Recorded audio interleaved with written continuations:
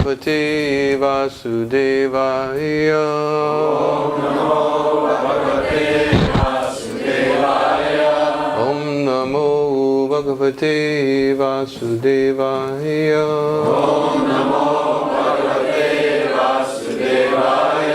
Om Namo Bhagavate Vasudevaya.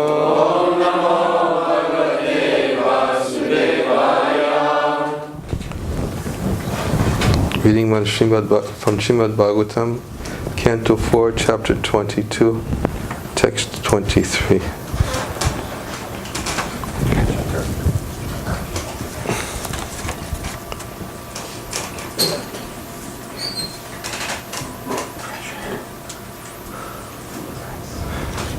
I'm sorry, I can't see it.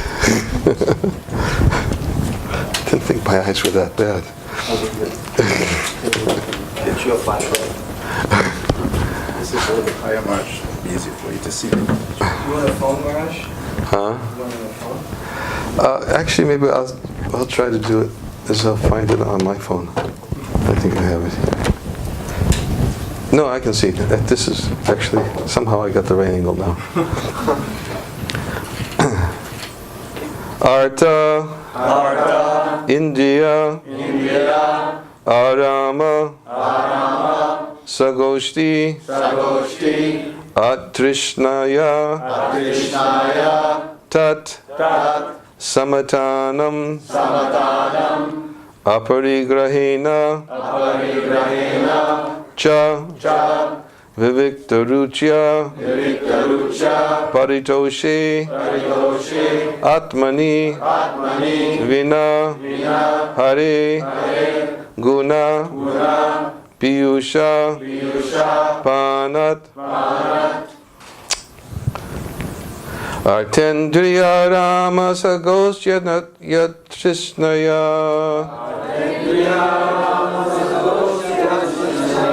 Artendriya Rama Sagosya Trishnaya, Tatsamatanam aparigrahena cha, Tatsamatanam aparigrahena cha, Viviktaruchya paritosha atmani, Viviktaruchya paritosha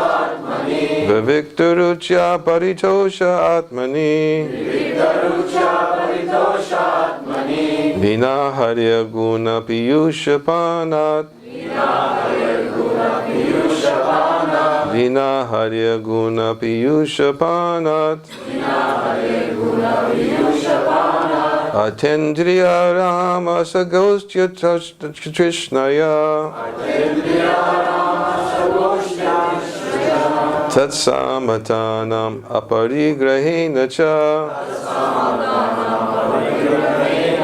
Viviktaruchya paritosha atmani,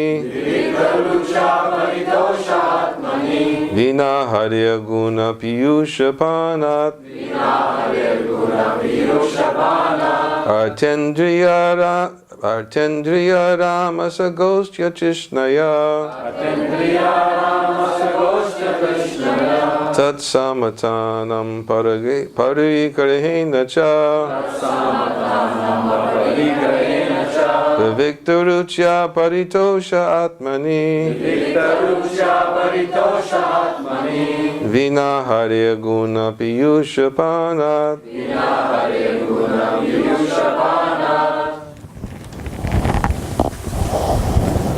Atendriya Rama Sagosya Trishnaya,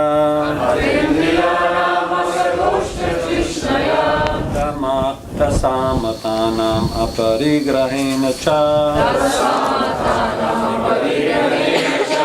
Viviktaruchya paritosha atmani,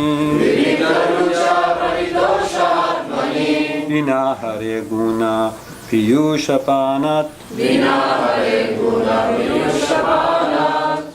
Artendriya Rama Sangosha Astrishnaya, Artendriya Rama Samathanam aparigrahena cha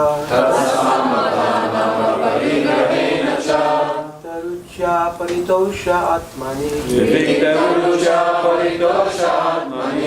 Na harer guna piyushapano Atindriya rama sagoscha trishnaya Tatsamathanam aparigrahena cha Viviktarucha paritosha atmani Vina harer guna piyushapana Ladies?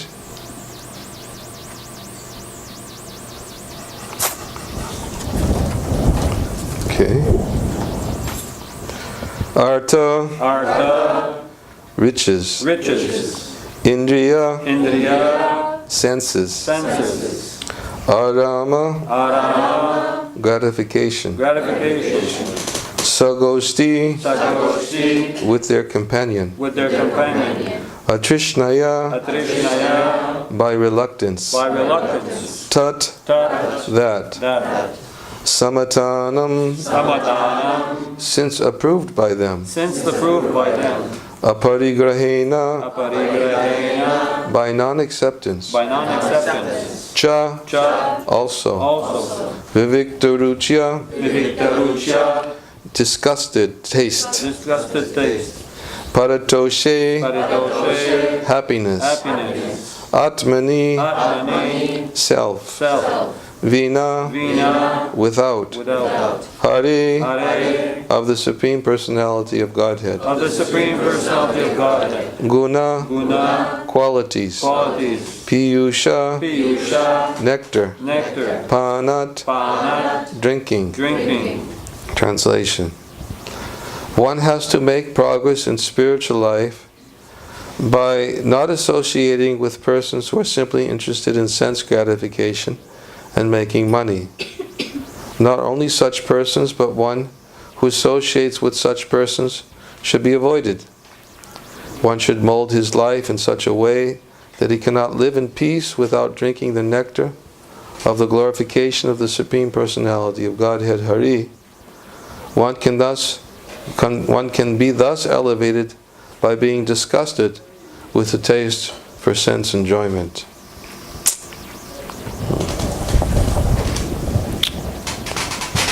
Purport. In the material world, everyone is interested in money and sense gratification. The only objective is to earn as much money as possible and utilize it for satisfaction of the senses. Srila Sukadeva Goswami thus described the activities of the materialistic persons. Nidraya hriyate naktam vyavayena chavavaya diva chate haya rajan kutumbha bharane nava. This is a typical example of materialistic persons. At night, they waste their time by sleeping more than 6 hours or by wasting time in sex indulgence. This is their occupation at night, and in the morning they go to their office or business place just to earn money. As soon as there is some money, they become busy in purchasing things for their children and others. Such persons are never interested in understanding the values of life, what is God, what is the individual soul, what is its relationship with God, etc. Things are degraded to such an extent that those who are supposed to be religious are also at the present moment interested only in sense gratification. The number of materialistic persons in this age of Kali has increased more than in any other age. Therefore, persons who are interested in going back home, back to Godhead, should not only engage in the service of realized souls, but should give up the company of materialistic persons, whose only aim is to earn money and employ it in sense gratification. They should also not accept the objectives of materialistic persons, namely money and sense gratification. Therefore it is stated, Bhakti Parishanubhava Varaktir Anyatra Cha. To advance in devotional service, one should be uninterested in the materialistic way of life. That which is the subject matter of satisfaction for the devotees is of no interest to the non-devotees. Simple negation or giving up the company of materialistic persons will not do. We must have engagements. Sometimes it is found that a person interested in spiritual advancement gives up the company of material society and goes to a secluded place as recommended for the yogis especially. But that will also not help a person in spiritual advancement, for in many instances such yogis also fall down. As far as jnanis are concerned, generally they fall down without taking shelter of the lotus feet of the Lord. The impersonalists or the voidists can simply avoid the positive material association. They cannot remain fixed in transcendence without being engaged in devotional service. The beginning of devotional service is to hear about the glories of the Supreme Personality of Godhead. That is recommended in this verse, Vina Harya Guna Piyusha Pahanat. One must drink the nectar of the glories of the Supreme Personality of Godhead. And this means that one must be always engaged in hearing and chanting the glories of the Lord. It is the prime method for advancing in spiritual life. Lord Chaitanya Mahaprabhu also recommends this in the Chaitanya Charitamrita. If one wants to make advancement in spiritual life, by great fortune he may meet a bona fide spiritual master and from him learn about Krishna. By serving both the spiritual master and Krishna, he gets the seed of devotional service, Bhakti Lata Bij. And if he sows the seed within his heart and waters it by hearing and chanting, it grows into a luxuriant Bhakti Lata or Bhakti Kripa. The Kripa is so strong that it penetrates the covering of the universe and reaches the spiritual world and continues to grow on and on until it reaches and takes shelter of the lotus feet of Krishna, just as an ordinary creeper also grows on and on until it takes a solid shelter on a roof. Then it very steadily grows and produces the required fruit. The real cause of the growing of such fruit, which is here called the nectar of hearing the glories of the Supreme Personality of Godhead, is to water the creeper of devotional service by hearing and chanting. The purport is that one cannot live outside the society of devotees. One must live in the association of devotees, where there is constant chanting and hearing of the glories of the Lord. The Krishna consciousness movement is started for this purpose, so that hundreds of ISKCON centers may give people a chance to hear and chant, to accept the spiritual master, and to disassociate themselves from persons who are materially interested. For in this way, one can make solid advancement in going back home, back to Godhead. Translation again. One has to make progress in spiritual life by not associating with persons who are simply interested in sense gratification and making money. Not only such persons, but one who associates with such persons should be avoided. One should mold his life in such a way that he cannot live in peace without drinking the nectar of the glorification of the Supreme Personality of Godhead Hari. One can be thus elevated by being disgusted with the taste for sense enjoyment.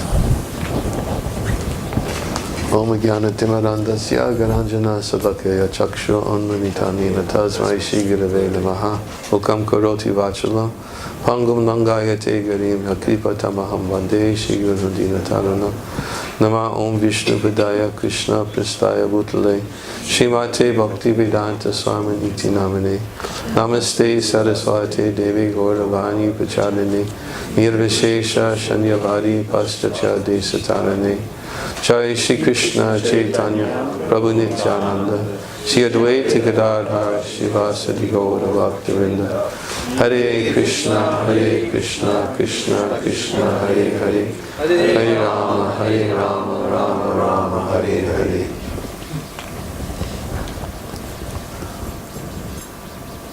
I always find it more difficult to have to pick my own verse. I find it easier when I'm told what I should speak on.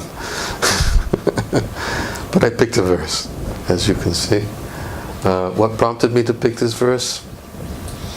I was flipping through the Bhagavatam, and it looked like a nice verse. I remember speaking on it before, along with a few other verses in this chapter, and I found the topic to be very relevant, always relevant. This verse and a few verses before it and some verses after it are actually Sanat Kumar's answer to a question that was posed to him by Prithu Maharaj. To put it into a little context, I'll revert back to some of those verses. His first question, first he received the 4 Kumaras in a very, as is appropriate to the reception of such elevated Vaishnavas. And then usually what is done is a few words of glorification are given, which what Prithu Maharaj did. And then when in the association of more advanced Vaishnavas, especially, although Prithu Maharaj was a Sakyavesh avatar, and 4 Kumaras are actually Sakyavesh avatars. But nonetheless, Prithu Maharaj was coming as to teach the behavior of an ideal king. And therefore, as the ideal king, he was receiving the presence of saintly personalities to show and demonstrate by his own behavior that how a saintly person should be received. Is first he should be given a place to sit, he should be given words of glorification, and then as we see in so many of the different exchanges in Srimad Bhagavatam, after setting the scene, then the person who has been given a proper position to speak, he reciprocates with the questions that were submitted to him. In fact, I seem to recall one of the things that Prithu Maharaj said to the 4 Kumaras, that you are self-satisfied and you don't need anything anyways. And let me see if I can find it. The sages took their seats. 4 sages were elder to Lord Shiva. They appeared before Lord Shiva appeared. And then King Prithu says, I do not know what kind of pious activities I performed for you to grace me by appearing before me without difficulty. Such association is very rare to obtain. And not only that, but one who receives the favor of auspicious personalities, they receive the favor of such auspicious personalities. And then Prithu Maharaj said that a person who is not very rich and is attached to family life becomes highly glorified when saintly persons are present in his home. The master and servants who are engaged in offering the exalted visitors water, a sitting place, and paraphernalia for reception are glorified, and the home itself is also glorified. And then he goes on to explain that if such a reception is not given to a saintly person, then such a home is considered to be like a tree in which all venomous serpents live. In other words, Prithu Maharaj is making it very clear that you have to set the proper mood upon receiving a saintly person, and that they should be made to feel welcome, and actually they'll naturally reciprocate. And I think I'm looking for the other verse. And this is the question he asked. Prithu Maharaj inquired from the sages about persons entangled in this dangerous material existence because of their previous actions. Could such persons, whose only aim is sense gratification, be blessed with any good fortune? I guess this is relevant to a very nice book I read, When Good Fortune Arises. This is meant to illustrate that yes, even a person who's engaged in sense gratification, addicted to all kinds of sinful acts, can still achieve good fortune. And that was his question. Can such persons achieve good fortune? And then he said, this is a verse. He says, my dear sirs, there's no need to ask about your good and bad fortune, because you're always absorbed in spiritual bliss. The mental concoction of auspicious and inauspicious does not exist in you.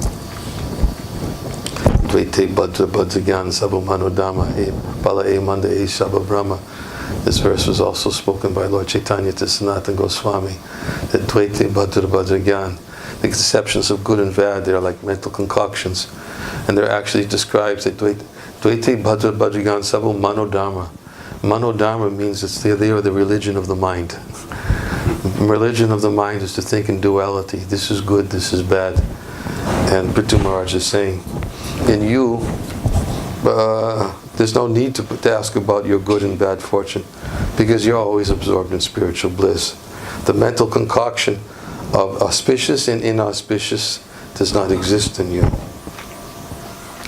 And then, next question he asks them, that I am completely assured that personalities like you are the only friends for persons who are blazing in the fire of material existence.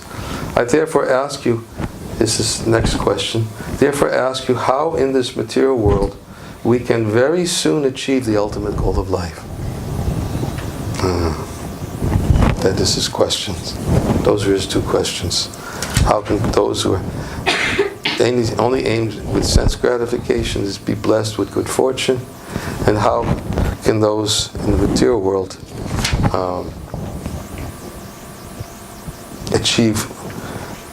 very soon achieve the ultimate goal of life? So this verse that we read today is part of Sanat Kumar's answer to Prithu Maharaj's question. He said, very nicely questioned you. Such questions are beneficial for all living entities. Same thing was said by Sutta Goswami. I have been justly questioned by you. Your questions are glorious because they relate to Lord Krishna. Such questions are glorious because of the benefit for the whole world. And only questions of this nature can fully satisfy the self. So he's saying the same thing. Such questions are beneficial for all living entities, especially because they are raised by you, who are always thinking of the good of others. Although you know everything, you ask such questions because that is the behavior of saintly persons. Such intelligence is befitting your position. All these verses are very important, leading up to the verse. The next verse, he says, when there's a congregation of devotees, their discussions, questions and answers become conclusive to both the speaker and the audience. Thus such a meeting is beneficial for everyone's real happiness. And this really goes in line with what we've been hearing the last several days about, association with devotees. That when in the association of devotees and such loving exchanges, which were emphasized last night, when there's actually loving exchanges, there's discussions take place such naturally, and then this is what happens when devotees get together. Machchita, Gata Prana, Bodhiyakta, Parasparam.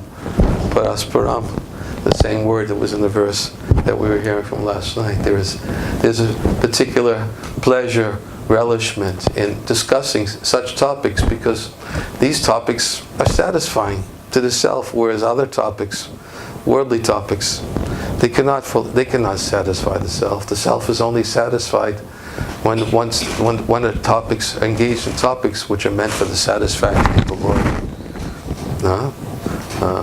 Bhajaniya Paramasuka Matrasa Sukadvam is described that to the degree that the Supreme Lord is satisfied by one's activities, to that degree we become satisfied. That is how the self becomes satisfied. Savai Pungsaman Parodamo Yato Bhakti Radhoksaje. The supreme occupation for all mankind is that by which one can attain to loving devotional service to the Transcendental Lord. Such devotional service must be unmotivated, uninterrupted, to satisfy the self. So one engages in such discussions, as was very nicely described last night, not for any other purpose except because it's pleasing to the Lord. The Lord is very pleased when He sees the effort being made, being made to put Him at the center and to discuss His glories. So when there's a congregation of devotees, their discussions, questions and answers become conclusive to both the speaker and the audience. Thus such a meeting is beneficial for everyone's real happiness. And then Sanat Kumar says that, my dear king, you already have an inclination to glorify the lotus feet of the Supreme Lord. Such attachment is very difficult to achieve, but when one has attained such unflinching faith in the Lord, it automatically cleanses lusty desires from the core of the heart. Shinvatasva kata Krishna punyashavana kirtana hridantyusto yavadani vidanoti suhitsutam. That Shri Krishna, who's the super soul in the heart of all living beings, He cleanses the desire for material enjoyment from within the heart of that person who develops the urge to hear His messages with themselves virtuous when properly heard and chanted. So the same point is being made here by Sanat Kumar. He said that you already have an inclination, you are very much inclined to hear such topics. Such attachment is difficult to achieve, but when one has attained such unflinching faith in the Lord, it automatically cleanses lusty desires from the core of the heart. Every learned person knows that attachment to material things is the cause of bondage, but when attachment is applied to self-realized devotees, as being stated here, moksha dvaram upavrata, then that opens the gate. Attachment has to be there. We naturally must be attached to something, to someone. And we should not try to obliterate attachment. We simply have to learn how to transfer attachment from that which is material to that which is spiritual. And that is the essence of the verse that we're speaking about today from the Bhagavatam. The verse speaks about attachment to materialistic people and attachment to association of devotees. And the first part of the verse begins with one has to make progress in spiritual life by not associating with persons who are simply interested in sense gratification and making money. Not only such persons, but one who associates with such persons should be avoided. Lord Chaitanya said the same thing, Asat Sangha Tyaga, E Vaishnava Acha, Stri Sangi Eka Asaru Krishna Bhagdara. That one has to give a Asat Sangha Tyaga. Asat Sangha, Asat means that which is temporary. Sangha, association with those who are absorbed in temporary worldly things. Tyaga, one has to renounce those things. One has to associate with devotees, which is satsanga, associate with that which is eternal. So, when I first read this verse, and I read the purport, I was thinking that it lends itself to a very, very important discussion, one which is raised by our previous acharyas, Bhaktivinoda Thakur also. And it's a question that oftentimes baffles devotees about how to, especially when they hear, how to give up association with worldly people. I mean, we hear it all the time, but yet, and of course we should know what worldly people are. Bhaktivinoda Thakur also explains very clearly who is a non-devotee and whose association should be given up. And sometimes we hear that, we begin to think that, well, how do we give up association with non-devotees, especially in household or life? One has to find himself sometimes in the physical proximity of many worldly people, and therefore many times we hear devotees say because I'm in the association of so many worldly people, it affects my consciousness.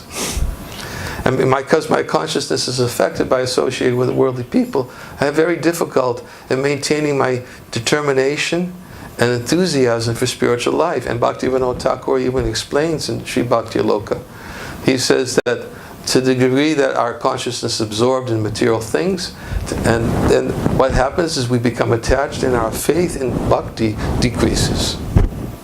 It decreases just naturally. That's the nature of association. He says there's different types of association. One is the association of worldly persons, the other is the association of our mental conceptions. Because that's another type of association.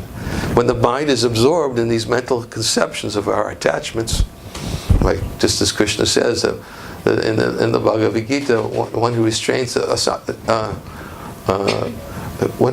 senses from the objects of senses, but whose mind dwells on sense gratification, he deludes himself and is called a pretender. Right? He tries to restrain himself from the objects, but his mind is always absorbed in sense gratification. In fact, Prabhupada even uses that example of Palgul Vairagya, of the renunciates, the worldly materialistic persons who are the liberationists, who try to restrict themselves from sense gratification, but still there's so many desires in the heart. And he tells that story about the Palgul River. He says that in India there's a river called the Palgul River, and the Palgul River, you cannot see it on the surface, but it flows underneath.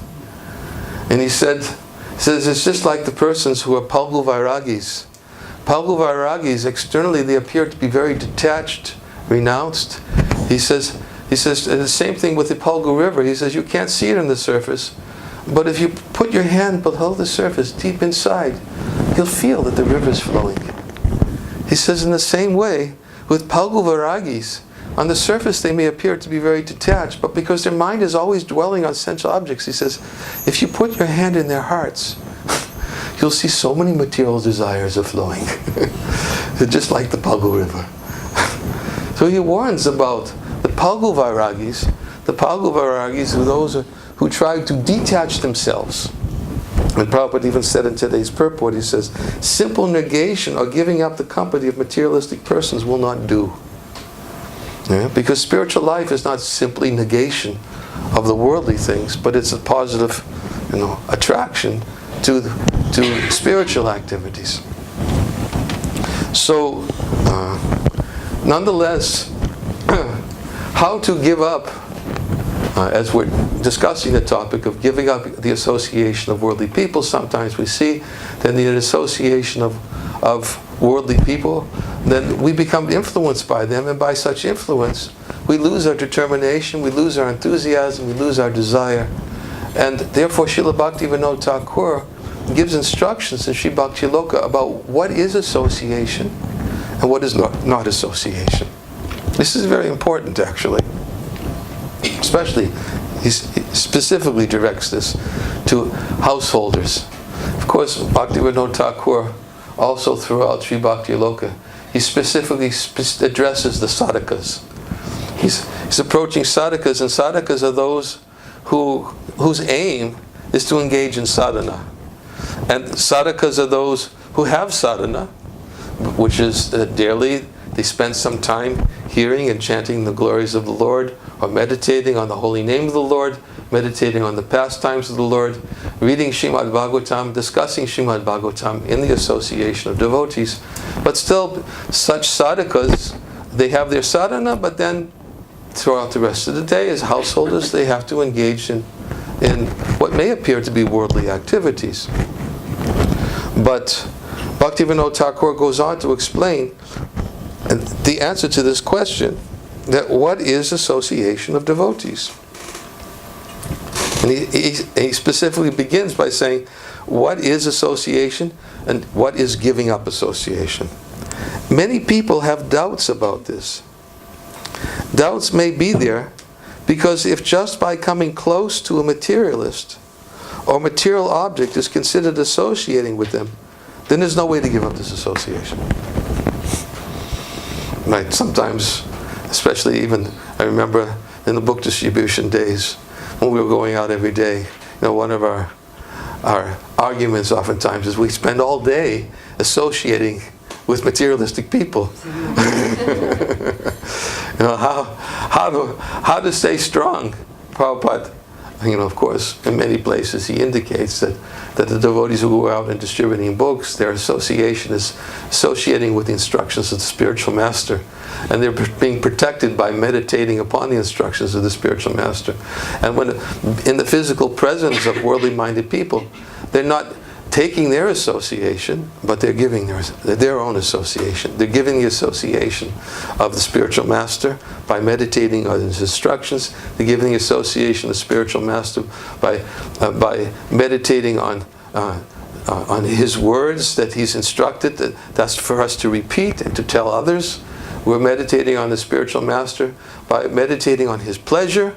And in this way, by meditating on the spiritual master and the instructions and his and things that he said, meditating on the things that he's taught by his example, in the physical proximity of worldly persons, we're not affected by that because we're not taking their worldly association. But instead, we're giving our association simply by being situated in the proper consciousness. Anyways, there's a whole topic on that, but I want to try to stick to the point about association. So many people have doubts about this. Doubts may be there because if just by coming close to a materialist, our material object is considered associating with them, then there's no way to give up this association. As long as the material body is there, how can one give up the proximity of these things? How can a Grihastha Vaishnava give up his family members? Okay, I guess the suggestion might be there sometimes in that one has family members who are not devotees. And he's saying that one should not give them. How can he give them up? One cannot give up the association of deceitful persons, even if they are renunciates. One will have to come across materialists in one's life, whether one is a Grihastha or a renunciate. Therefore, the limit for giving up the association of materialists is prescribed in Sri Upadeshamrita as follows. Does anybody know the verse? Madhavananda?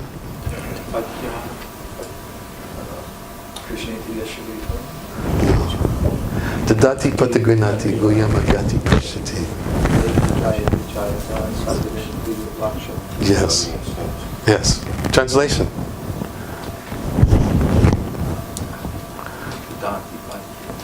Offering gifts in charity, accepting charitable gifts, revealing one's mind in confidence, confidentially inquiring, offering gifts and prasadam, and accepting prasadam. These are the 6 loving exchanges. But it's gift also, no? Huh? Is offering gifts and receiving? He said, I think he said that in the beginning. Yeah, that was the first thing. The 6 loving exchanges shared between devotees. Yes. So this, he said, the limit for giving up association of materialists is prescribed in Sri Upadeshamrita by this verse. Dadati patagrinati gunyamakyati prachati.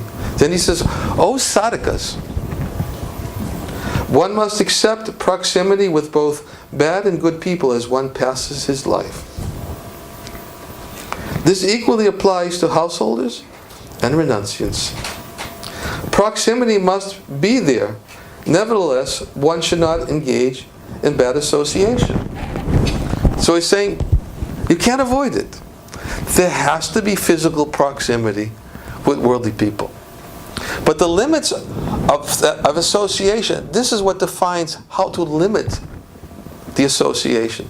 Because even if you're in physical proximity with worldly people, you can limit your association with them by understanding this verse and the essence of this verse. The essence of this verse is the dati pratagrinati, is when there's priti, or when there's love, then there's association. That's love. And he'll go on to explain that. I won't, rather than explain it before he does, I'll let him explain it and then we'll discuss it.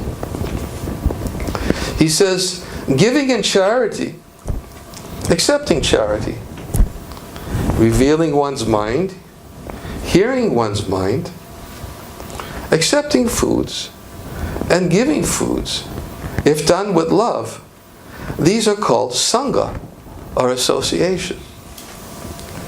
Giving some foodstuffs to a hungry person and accepting some charity from a pious man is done out of duty, not out of love. Even if they are materialists, this type of engagement is not considered association. But if they are pure devotees, then such activities are performed out of love. When acts are performed out of love, then it is association. So of course, what is the characteristic of love? You know, we were hearing about it last night. Prabhupada, I remember one verse, one song, he says, this word love is being thrown around. Love of this, love of that, love of sex, love of... People are using love in so many different ways, but nobody knows the meaning of love. As Madhavananda Prabhu was saying, 3 words that are used, I love you, mean a lot to somebody, but they don't even know what I is. I don't know what love is. They don't know who you is. So people their lives are completely overturned by hearing the 3 words, I love you. But due to their misidentification with the material world, they don't do Kayami. Sanatana Goswami, when he approached Lord Chaitanya, he said many persons think that I'm a very learned scholar, I know so many languages, I'm very aristocratic. But the first question he asked Lord Chaitanya, Kayami, who am I? And why do I have to suffer these threefold miseries? He taught by his example that many people do not know who I am. So, therefore, what does it mean to have love? He says, if association, the limits of association is defined by whether there's priti or love or not. If there's priti, then it's association. But if there's no priti, then it's not association. It is simply done out of duty. He says, just like a worldly person, a householder, he may give a hungry man some charity. But that's not out of love, it's his duty. It's one of the duties of a householder is to give in charity. So he gives a hungry man some charity, but he's not doing it out of love. And sometimes when devotees hear this, sometimes they have this conception that, but devotees are supposed to love everyone. How can, this is immediate sometimes they get into this sentimental understanding like that of the Uttama Adhikari, is that we're supposed to love all living beings. But Prabhupada specifically says that we have to be very careful to not imitate an Uttama Adhikari. For those who are on the Madhyam platform, they love the Supreme Personality of Godhead. They have loving exchanges with devotees. They're compassionate to the worldly persons, and they avoid upeksha. They have neglect towards the atheists. So a love to an atheist is to neglect them. That's the best thing you do for an atheist. You neglect them, because if you try to tell them the confidential teachings of the Lord, they'll blaspheme the Lord and they'll become even more degraded. So we neglect them. So therefore, sometimes the devotees have this false notion that love is to be loving towards everyone. We have to love everyone. But Bhaktivinoda Thakur says no. The limits of association is priti, love, which is done between devotees. And what is a loving exchange between devotees? A loving exchange between devotees is what is the characteristic of love? It's given by Rupa Goswami, Anya Balashata Shunyam, Gyanakamaninan Vitam, Anukulina Krishnado Shilanam Bhakti Uttama. He says that first class devotional service arises, when first class devotional service arises, one must be freed from all material desires. He must free from the knowledge which arises from monistic philosophy, and he must be freed from fruitive activities. A devotee must constantly serve Krishna favorably as Krishna desires. So love means serving favorably as Krishna desires. How can you love a materialistic person whose absorption in material life is sense gratification, as they desire? Right? Where's the question of loving for them? Therefore, he says, for worldly persons, we associate with worldly persons, we do it out of duty. And he gives the example. Giving some foodstuffs to a hungry person and accepting some charity from a pious man is done out of duty, not out of love. Even if they are materialists, this type of engagement is not considered association. But if they are pure devotees, then such activities are performed out of love. Of course, we hear pure devotees. Pure devotees means they desire to become pure. That is pure devotee. They are sadhakas, those whose desire to become pure, those who are anxious to stay in the association of pure devotees, those who are very eager that whenever given the opportunity to discuss the pastimes of the Lord, they'll naturally gravitate to such topics because they know by associating with such persons who desire to associate with the Lord by hearing and chanting the glories of the Lord, they'll become purified, and they're very eager to become purified.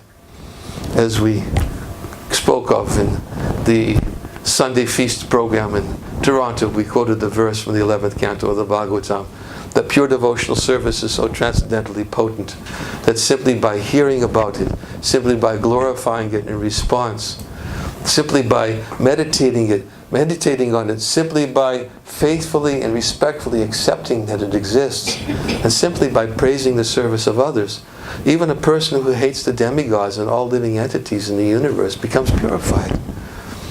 So a pure devotee, by definition, given here, is somebody who wants to associate and stay in the association of that which is pure.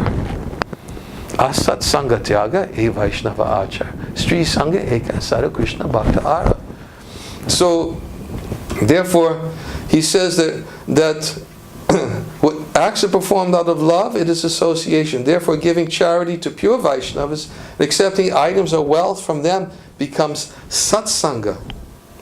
Giving charity to a materialist or accepting charity from one, if done out of love, becomes...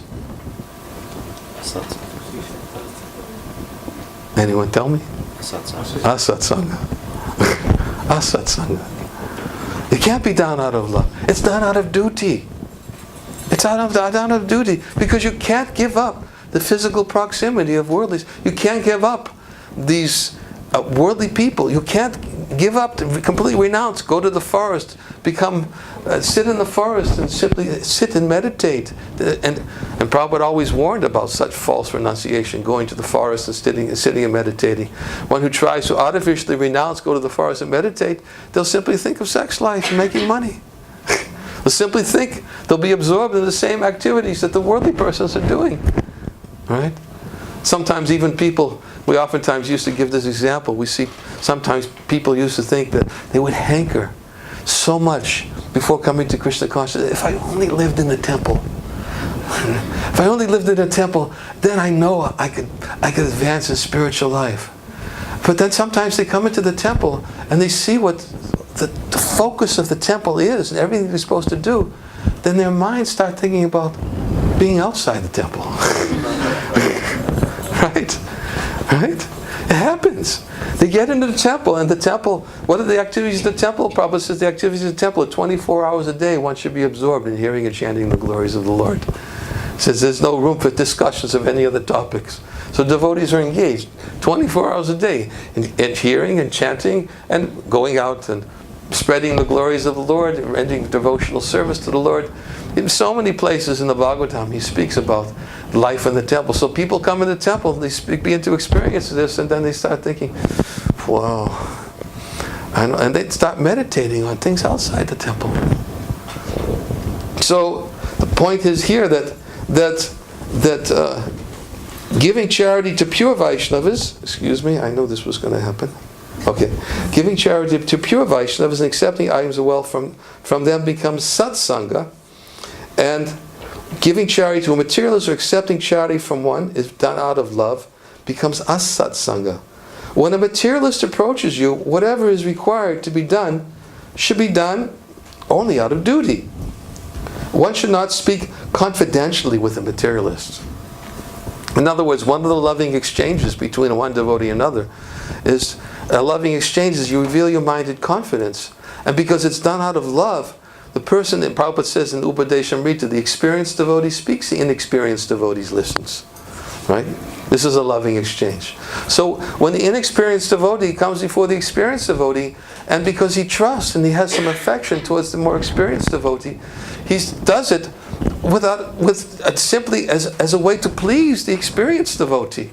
And he reveals his mind in confidence. And he's thinking that, yes, this devotee will be very kind and be very merciful to me. And therefore, out of natural reciprocation, he will help me and he'll give me instructions how to best understand how to advance, overcome the obstacles of my materialistic attachments, and become situated steadily in the platform of devotional service. So this is confidential. This is a confidential relationship. Sometimes we even speak about this point, about confidential relationships. Unfortunately today, then when we speak about confidential relationships, we understand that confidential relationships are not so easy to have. One has to really invest in having a confidential relationship. Because these days, if you reveal your mind to somebody, then you're afraid that the next day it's going to be on Facebook. Right? How can, in such an atmosphere, how can people have confidential relationships? And people are afraid. Therefore, one of the things that is very much missing in loving exchanges devotees is confidential relationships, because people are afraid to reveal their mind. If I say something, it's going to come back from someplace else. Either it'll be on the internet, it'll go around and it'll come out through the whole community. How is that? And it comes back. Is that a loving reciprocation for my confidentially revealing to somebody? When somebody comes back and says, "Oh, Prabhu, I heard what you did." Is this the reciprocation that one gets from love? Confidential relationships. Therefore, of course, this is a whole other topic in of itself, where Bhaktivinoda Thakur and Sri Bhakti Goloka explains when to talk about others and when to not talk about others. But I think we talked about that here 1 year, I can't remember, some time back, about that. But loving relationships means I confidentially, in confidence, I go to somebody that I have respect, and out of love, I reveal my heart. And of course, reveal my heart sometimes it may be different kinds of revealing. One heart may be there. One may think, Prabhu, I just want to tell you, I need to reveal my heart. You do this, you do that. This bothers me, this bothers them. And this is love, Prabhu. Just swallow it. But this is not the type of loving exchange that Rupa Goswami is speaking about, Upadeshamrita. Is to reveal one's mind and confidence is that it's just like when Prithu Maharaj received Sanat Kumar and the 4 Kumars and said, I'm receiving you, I want to reveal, I'm a materialist. And he took the role of materialist as I'm attached to sense gratification. How can I very quickly overcome my material attachments and give up? He took that role of confidentially revealing. Of course, he did it not for himself, as Sanat Kumar said. You're asking this question and behaving like you're a materialist, but I know you're already liberated soul. But there's a lot of others around here, I think, that need to hear this answer to this question. So he spoke. And there was a loving reciprocal exchange between Sanat Kumar and Prithu Maharaj. So in the same way, when one is in the association of more advanced devotees, a loving exchange is to reveal one's mind in confidence and inquire confidentially. And Prabhupada says the experienced devotee speaks and the inexperienced devotee hears from him. And when it's done with simply out of natural desire, out of respect, when it's done out of affection for that person, and then of course the experienced devotee who has natural affection because this person is approaching me not with an agenda, not because he's thinking, oh, he wants to trap me and catch me and he wants to trick me and he wants to prove me wrong, but he genuinely wants to know the answer to this question, that he'll naturally reciprocate in a loving way. And then of course that's Priti. That's Priti Lakshanam. This is what Rupa Goswami is explaining is a natural loving relationship. And it's not only that, but one of the symptoms of love is given by Rupa Goswami is it's free from the desire of fruitive activities. It's freed from material desires. It's freed from the influence of monistic philosophy. Knowledge arises from monistic philosophy. In other words, it's freed from any impure motive. It's done with a desire to please favorably. I want to please this devotee by inquiring from him, and I know he'll be pleased by my question, and to please him in a favorable way, as he would like me to inquire from him. Then that kind of natural loving exchange, when done with priti, with love, that's association. Right? But why would one want to love, out of love, reveal one's mind and confidence to a worldly minded person? Because the only response that one can possibly expect to get from a worldly minded person is a worldly minded response, which is devoid of love, and which is motivated, and which may be born of envy. It may be born of hatred, of greed. This is as Prahlad Maharaj in his prayers in the 5th canto of the Bhagavatam, the Lord Nrsingadev, he prays for all living entities to become pacified and to become freed from non-envious, because and he says the only way they can become free from envy is by meditating on the lotus feet of Krishna. And therefore, Prabhupada explains that this only a non-envious person can actually think of the welfare of others. And Dr. Prahlad Maharaj said that in his prayer also. He said, only when persons are free from envy can they actually think of others' welfare. Because as long as there's envy in the heart, they'll be thinking, well, I think I've got a good opportunity out of this question to get something. Or as Madhavananda Prabhu was explaining the other night, sometimes when the person speaks, he speaks in such a way to use the philosophy to manipulate this external situation. But the motivation has to be to glorify the Lord. To glorify the Lord and to help others remember the Lord. This is the motivation. So to reveal one's mind in a loving way and to a materialistic person is very dangerous. And therefore he says right here, giving charity to a materialist, accepting charity, if done out of love, becomes asatsanga. When a materialist approaches you, whatever is required to be done should be done only out of duty. One should not speak confidentially with a materialist. Generally, there is some love involved in confidential speaking. Therefore, it is association. While meeting a materialistic friend, one should speak only what is extremely necessary. At that time, it is better not to exhibit heartfelt love. But if that friend is a proper Vaishnava, then one should accept his association by speaking to him with love. This type of behavior with relatives and friends creates no hostility. Of course, Bhaktivinoda Thakur is speaking such a way it creates no hostility, because one who's doing it, he's not saying, look, I'm only speaking to you because it's out of my duty, I don't love you, I don't care for you.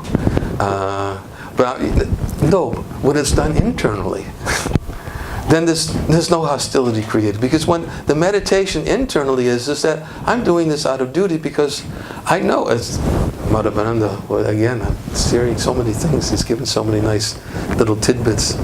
He said how the husband always has to tell the wife, I love you. And you're beautiful. And you're beautiful.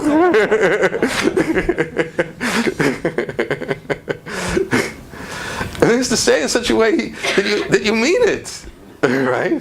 And they're convinced that you mean it. No, and it's not, if they say, Madhavananda said, I gotta say that to tell you. Yeah. Or just like sometimes very neophyte devotees, when they go back to their family members, the family members are asking about their behavior. Why do you do this, why do you do that? Then they say, well, so-and-so said I should treat you like this. No, we have to internally.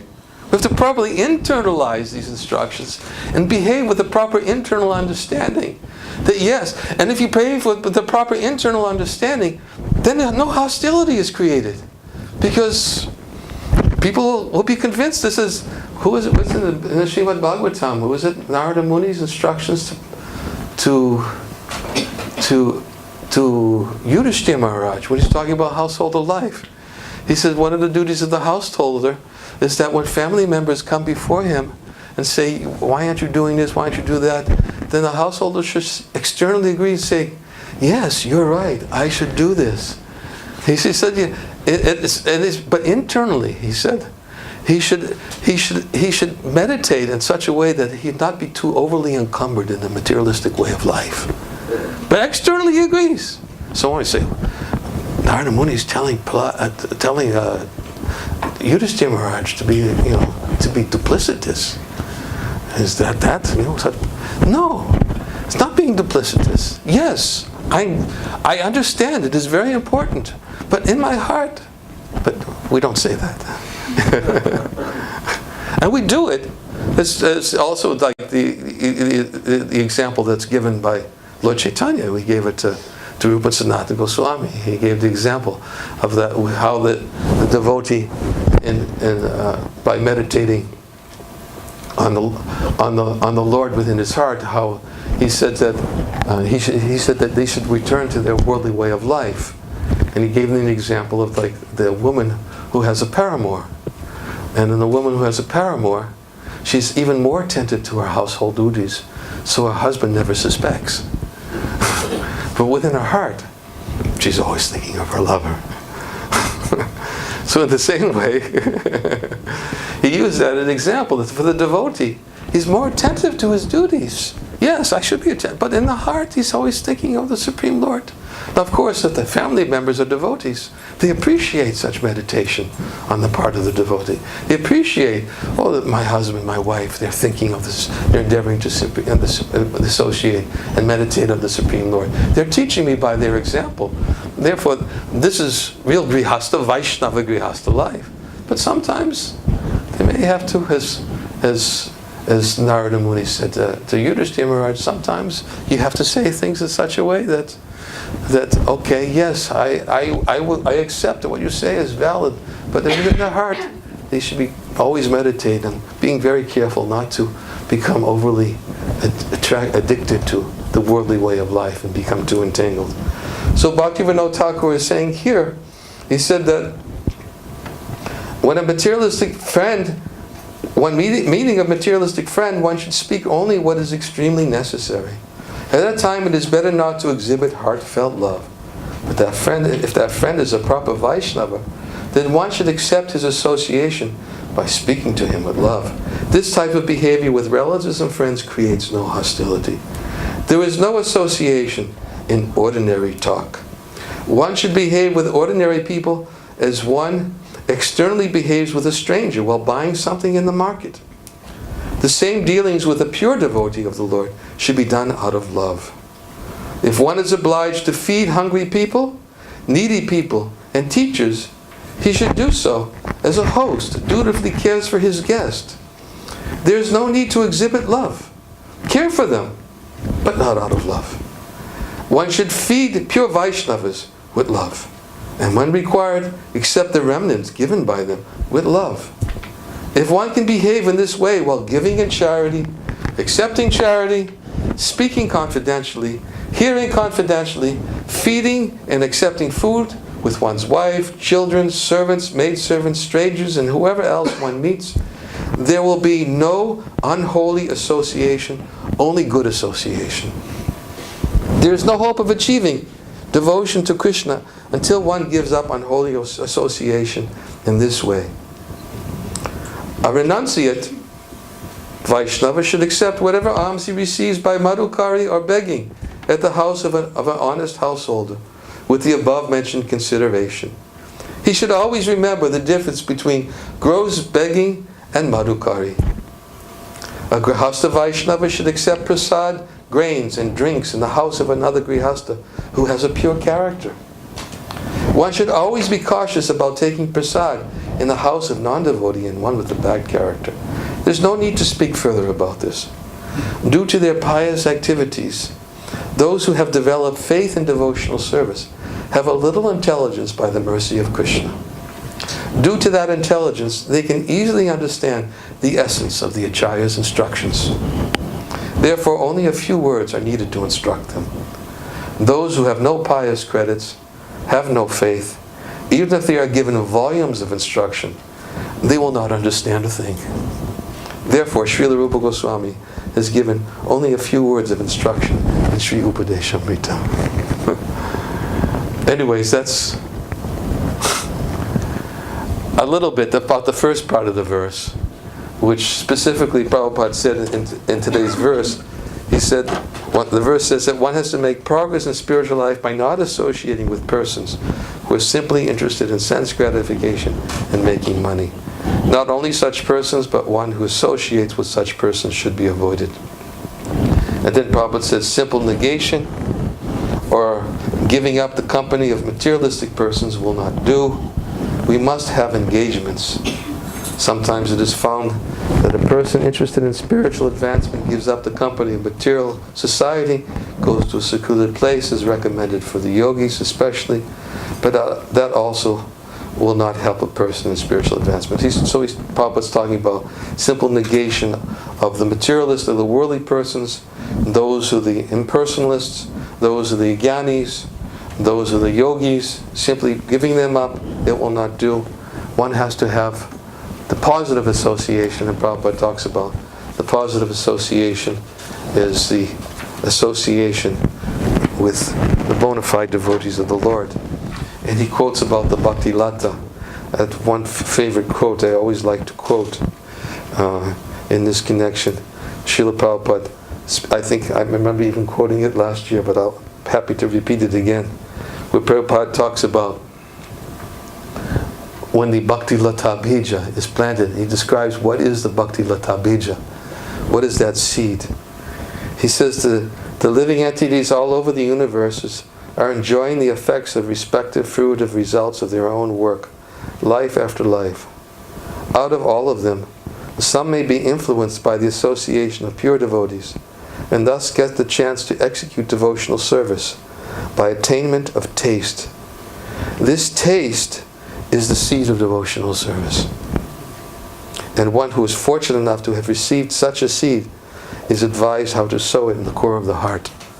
Right? Sometimes we hear, what is that seed? The Bhakti Lata Bij? Prabhupada is saying here, the seed is the awakening of a higher taste. Vishaya Viniva. Awakening of a taste to hear topics which are connected to the Lord. Awakening of a desire. Right? Just as we said, we oftentimes quote the verse that Madashaya Kata Mishta Shinvanti Katayanti Cha Tapanti Vivedasta Panaita Mankachate Chasa. Engage constantly in hearing and chanting about me. Sadhus don't suffer from material miseries because they're filled with thoughts of my activities and pastimes. Ta'ite sadava sadvi sava sangha vivajata sangashte shvatate parcha sangha dosha harahite. Lord Kapila Dev tells his mother, "O my mother, O virtuous lady, seek out their association. Become attached to them. Because if you get some taste and become attached to them, then it will counteract all the pernicious effects of your material attachments." So he says that Bhakti Lata Bija is this awakening of some taste. Yeah, there's something better to talk about. There is something better to talk about. Prabhupada says in the 5th canto of the Bhagavatam, forgive me, it's a quote, and then I'll go back to that quote. 5th canto of Bhagavatam, Prabhupada says, and it's very much related to the verse today. I'm not so well organized as Madhavananda Prabhu, forgive me. He's got everything at his fingertips.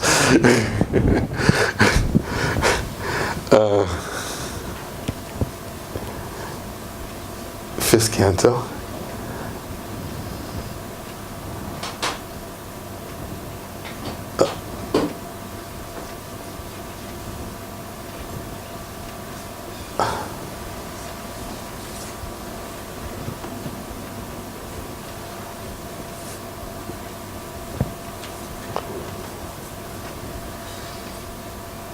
Yeah, I found it.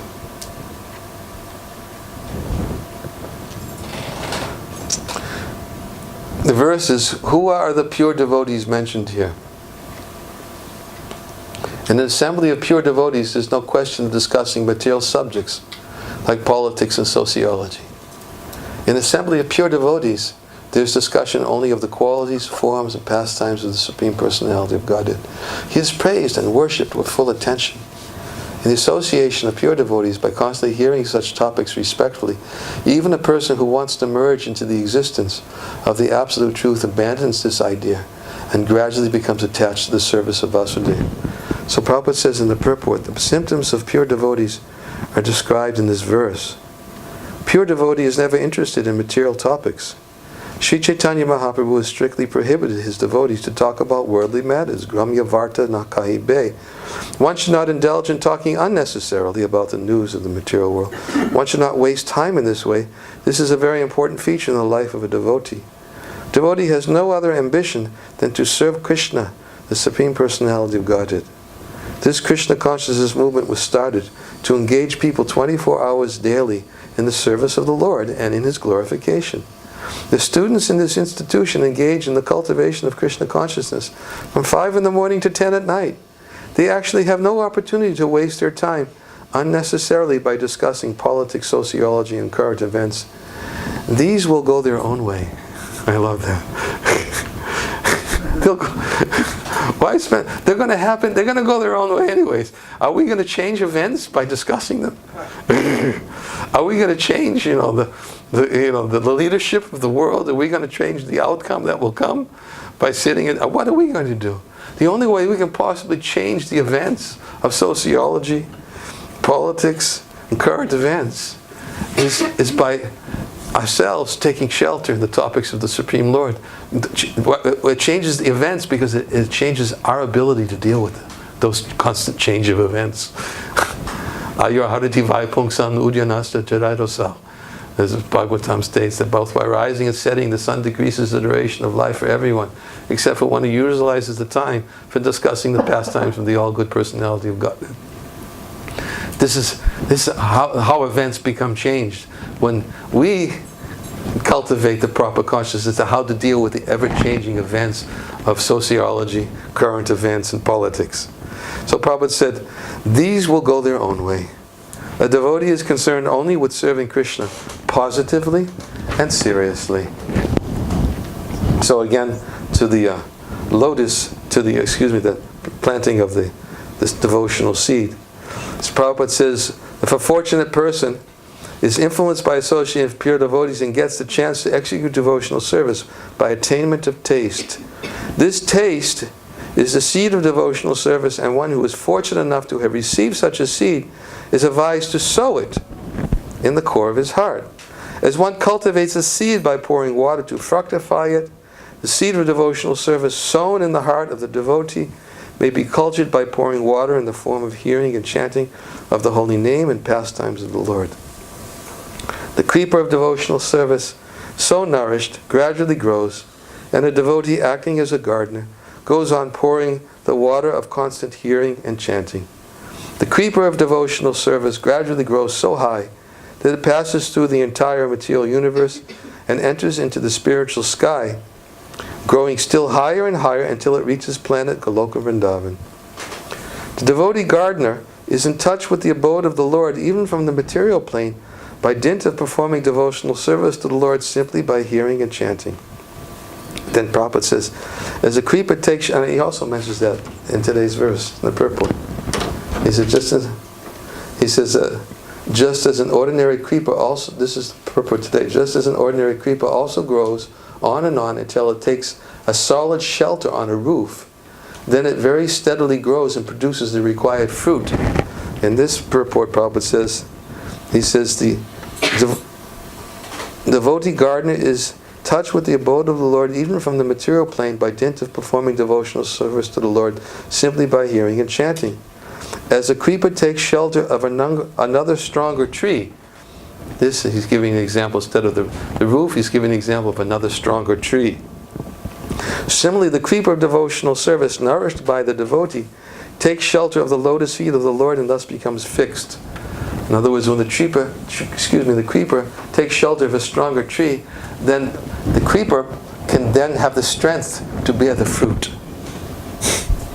And therefore he says, when the creeper takes shelter of another stronger tree, similarly the creeper of devotional service, nourished by the devotee, takes shelter of the lotus feet of the Lord and thus becomes fixed. When the creeper is fixed, then the fruit of the creeper comes into existence. And the gardener who nourished it is able to enjoy this fruit of love and become successful. This is the positive side. Negative side is, as we said, be very careful about association. And we know the limits of association. The positive side is to hanker and to have loving exchanges and association with those who are attracted to talking about, discussing the topics of the Lord.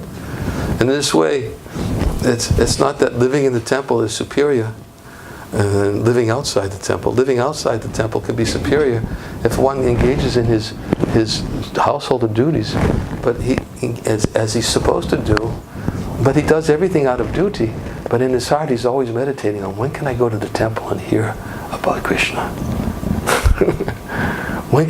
He's meditating in a positive way. This is my shelter. When can I go in the association of devotees to get that opportunity to hear about Krishna? This is his protection. This is protection. Rather than sometimes we see devotees, they sit in the temple, they live in the temple, they sit in the Bhagavatam class, and they're told they have to go. But in the back, what they're doing is they're sitting and they're doing so many other things to keep themselves busy. I'm here. And of course, sometimes they say, well, it's because of the speaker. But, as we heard last night, that it's not just because of the speaker, it's when there's actually a desire to hear and chant in the association, when actually there's a desire to discuss. This is also relishing the association. The desire to discuss the topics. Prabhupada said we should sit and discuss his books from different angles of vision. And in this way, such as Prabhupada says in the verse, in the Bhagavad Gita, in the purport of the verse, what is that verse?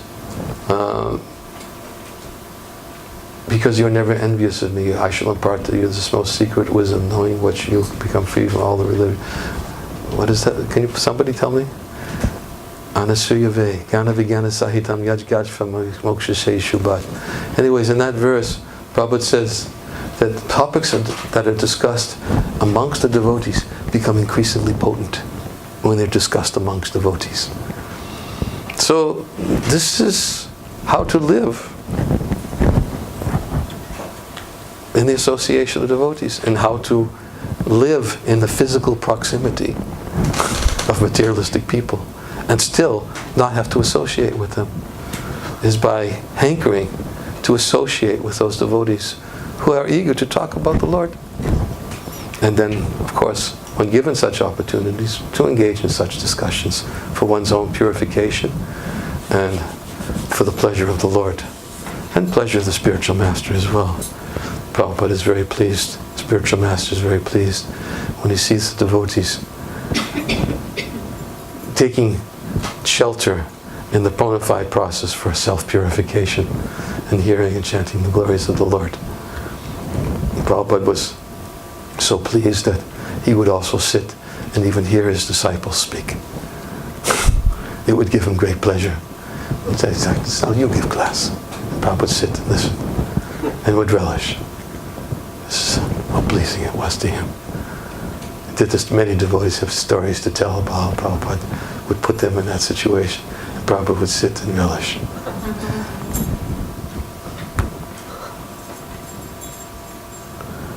Just as my superiors have given me this opportunity to be in their association and somehow give me an opportunity to serve Prabhupada in this way. So I thank you for this opportunity. And I think we can end here. Unless somebody has something to share. Some. In Vrindavan, Prabhupada was giving us the example of that we should be like doctors. He said doctors, when there's a patient and there's a problem, they get together to discuss, okay, what angle, how are we going to... So he said devotees should get together like that, with that mindset, what angle, either in preaching or Krishna Katha, to understand the scriptures. So he's giving that example. That determination, to... The doctor should get it? Well, he was saying that that we see in the material world when there's a patient. Oh, yes. They get together. Right. One is specialist in this. Right, the other exactly. One is specialist Oh, in that. believe me, I know all about that. Yeah. So he was saying the devotees, as doctors, should have that determination to get together, and we all have different abilities, different ways of reading. And different opinions, too. Yeah. But, it enhances, if there's a favorable attitude, then Right. it enhances, Yes, the good health of the patient.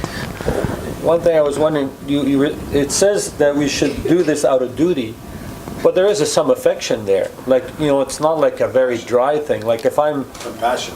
It's compassion. Like if I still have to love my brothers and my mother and, and parents. It's not like I'm just dry approach.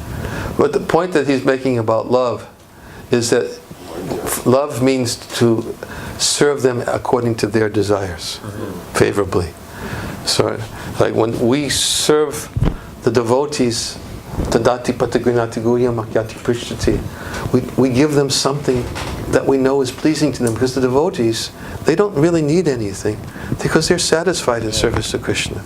That's what they want. That is their hankering. That's their attachment.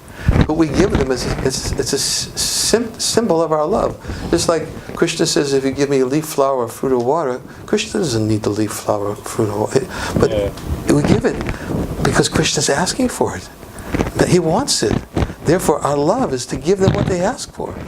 But if you give a materialistic person what they want, then you're going to get implicated. Yeah. So that's the point he's making. But there's affection, but it's mostly out of duty. Affection is compassion. That's the point that was made. That's affection. It's compassion.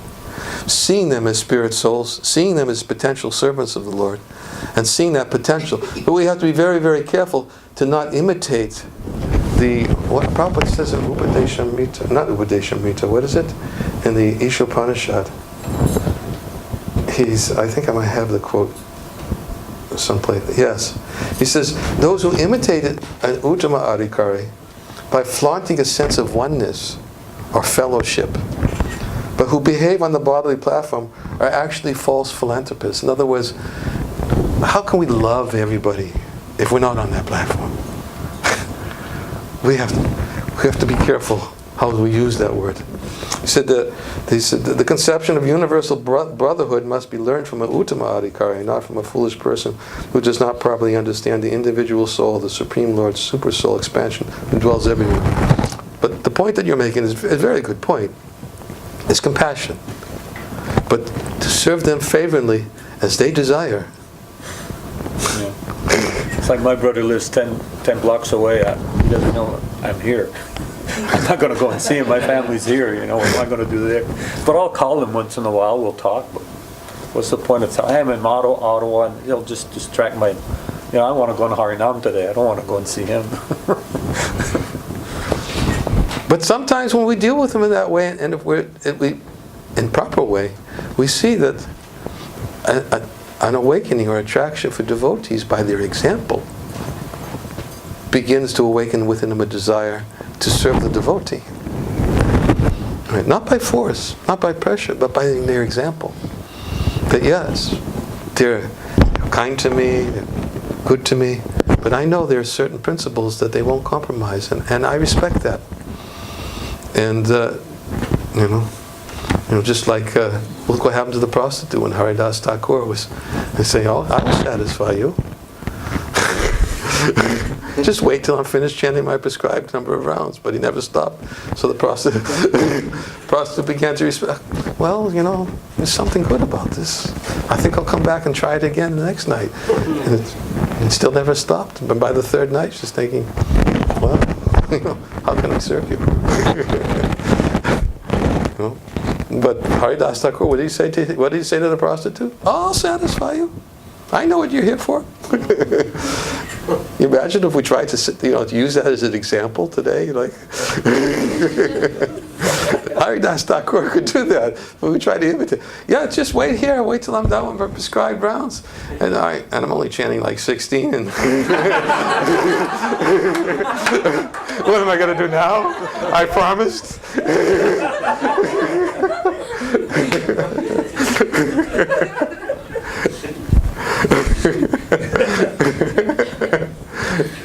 I better add some numbers to that. I better chant a few extra rounds today. It's a Odyssey or something. I'll chant extra rounds. Well, there's not much to be said after this excellent presentation, but I did appreciate that you got down to the essence of the Vaishnava, or devotee association. We're here to enliven each other, just like Krishna says, Machita Makata Prana, that whole verse. So you expanded beautifully on that. And I just wanted to mention, faith is the purpose of our devotee association. We're here to increase our faith and our taste. And faith is by beautiful, satisfying relationships, because it's like a little foretaste of the spiritual world. There, everything is saturated with loving exchanges. It's nothing but loving exchanges. So amongst devotees, we get a little bit of practice of that higher realm, and it increases our faith. Yes, Krishna has everything to satisfy us, and the devotees are reflecting Krishna's love and beauty. So it's nice, to experience that, and you get it. You really want to do more and get deeper into it. There's nothing more. Yeah. There's That's the nothing. reward. That's it. Yeah. What was what you quoted Bhakti-mukhi Sukriti the other day? What was that in relationship to? Bhakti-mukhi Sukriti. So it's the kind of Sukriti, that pious activity that gives one the association of devotees.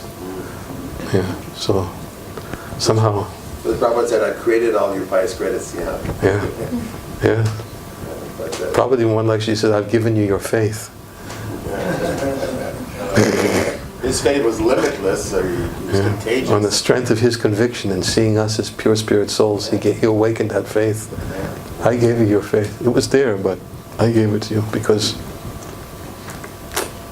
Time, yeah, a lot, everywhere.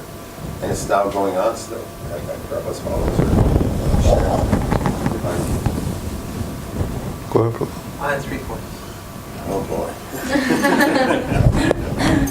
I wanted to support your point about out of love, pleasing another devotee in the way they want to be pleased.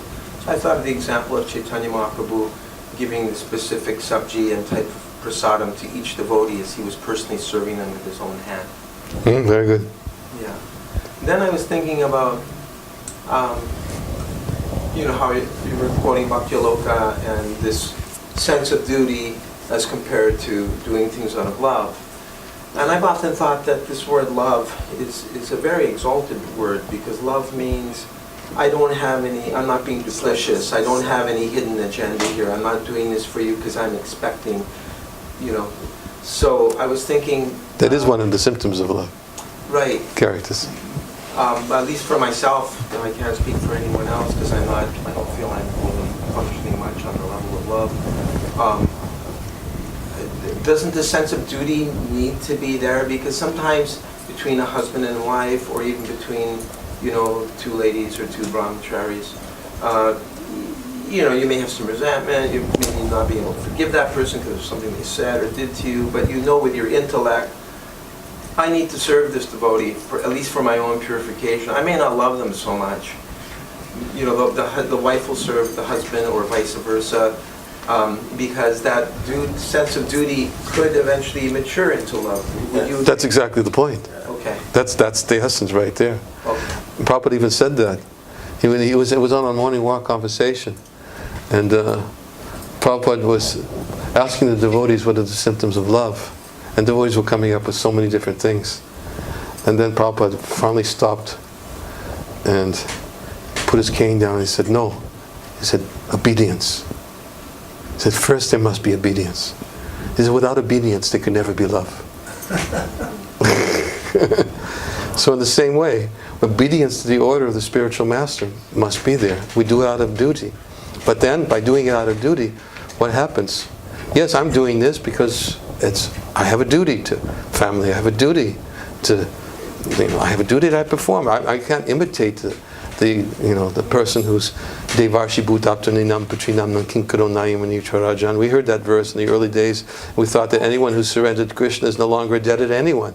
not sages, no forefathers, no family, no kinsmen, no the demigods, no saintly persons. Credit card payment. But we found out, subsequently we found out that actually we're not on that platform.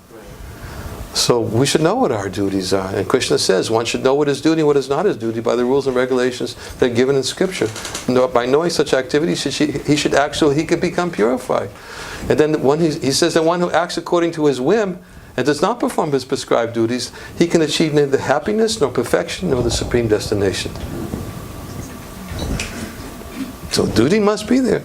But duty will naturally blossom into love if it's performed in the proper. I don't know the actual story. There was some king by the name of Bhartrihari that was involved in it. And he was speaking to somebody else. But the gist of it was that when someone says they love you in the material world, what it means is, I love the way you gratify my senses and I love the way you please my mind. But as soon as you stop gratifying my senses and pleasing my mind, and divorce or see you later. So that's love in the material world. Yeah.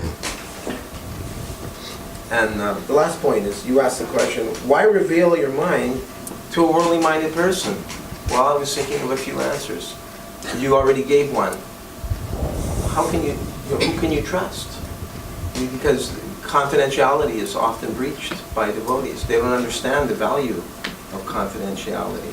Secondly, you may not feel there's someone that's mature enough that if you open your heart to them, that they're going to actually really be able to understand you and advise you.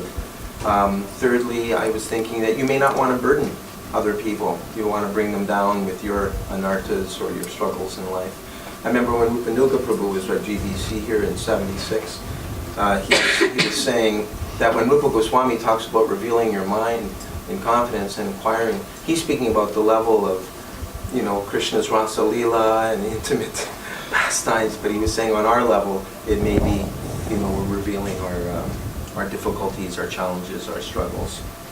But, so that brings, could bring up the topic of people who are mental health professionals, psychotherapists. I'm not trying to promote that, but sometimes these people do have some compassion and they may want to help facilitate somebody. And not all devotees are expert to be able to know. But the question is what they're revealing. They don't go to a psychologist to ask them how to achieve Krishna Prema. No. Nor do they go to a psychologist and ask them, how to become free from anarthas. Right. Yeah, they may have a drug. So there's a limit to what they reveal. Right. That's my point. Okay. You can only go so far with them. You can only go so far, but with a Vaishnava you can reveal your heart. Ananda, you want to say something? Just in regards to your comments about association and how we should not associate with materialistic persons, and the word upeksha, neglect, you mentioned. Bhaktivinoda Thakur in Jaiva Dharma gives a very interesting discussion about that. He says that a madhyamadikari should neglect an envious person. But what does that mean?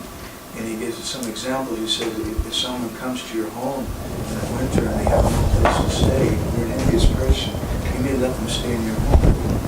You may feed them, you may give them clothes, and help them in different ways. So then what does it mean to neglect them?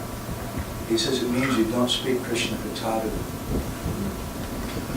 them. And sometimes we even see that with devotees. In our own movement, sometimes you say something about somebody, do you know what Krishna's doing right now? They say, don't tell me that. I already know that thing. I'm already that. But we don't speak with them about that. Very good point. And also, I think it was, the Jiva Goswami or Bhakti Siddhanta Saraswati in his Tika in the 11th Canto Bhagavatam, he also says that the Vaishnava, Majjhima Vaishnava, he neglects those who are envious of the Lord, but within his heart he still prays for their deliverance. He still feels compassionate. His neglect is a sign of compassion, but within his heart he also prays. Well-wisher. He's still a well-wisher. Very good point about what is neglect. Don't give them Krishna Katha.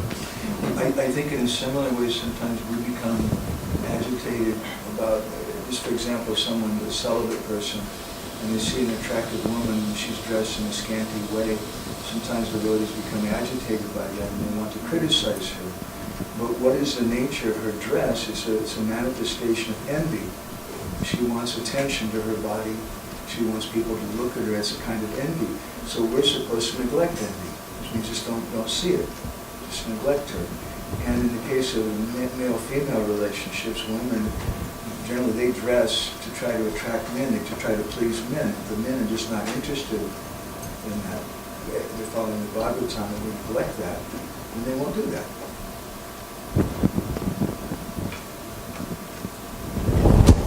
Last question.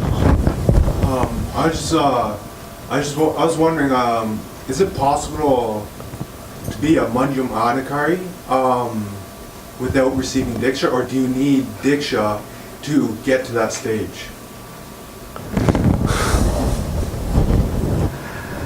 Well, Diksha, this is I asked the last question. This is Make sure you stay here for another hour. Let's skip breakfast, straight to lunch. He was like short or something, I don't know. You don't have to answer that. Give it the short answer. I'm going to ask Madhavananda to answer this in a concise way. Well, there's different, my response would be that when we use the word madhyam, madhyam is not just referring to initiation, not initiation, but the word madhyam may be referring to someone who's initiated, and there may be madhyam devotees who are initiated, and there may be madhyam devotees who are not initiated, because madhyam is just a general term. Oh, thank you. Got you off the hook. At the same time, there's a place where Prabhupada described a neophyte devotee by a newly initiated Brahmana. Neophyte devotee as a newly initiated Brahmin? Yeah, that's the one place, the definition of Kanista is a newly initiated Brahmana. So Yeah. at the same place, even Kanishta is defined everything. Yes. In other words, even initiation one could be Kanishta. Is that what you're saying? No, I said this is where it's. Oh, he defined that as. Yeah, because before that is Prakita Bhakta. Uh-huh. You know, Kanishta is when you have taken.